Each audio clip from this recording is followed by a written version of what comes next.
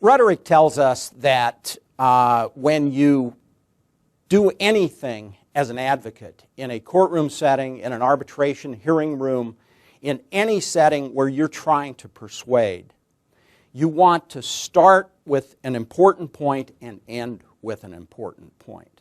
So when you do an opening statement, closing argument, any examination of any witness, start with a big point, end with a big point.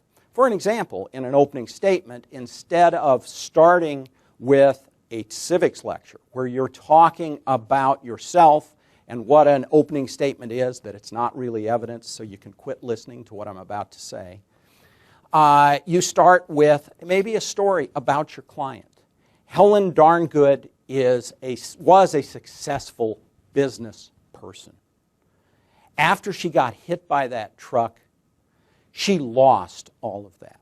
That's what this trial is about, ladies and gentlemen of the jury, or arbitrators. And then at the end with something big. Don't just end by thanking them and hoping that they'll listen to what you have to say during the arbitration hearing or during the trial. You want to end by urging them that at the end of the trial, you are going to ask them to do something.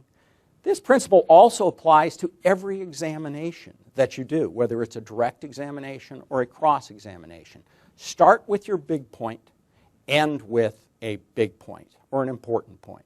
It's kind of easier on cross-examination because on cross-examination you can start with admissions, things that you know that they will admit to, and then end with the crescendo of something that they've said in a deposition or that they've said in a prior testimony or a statement.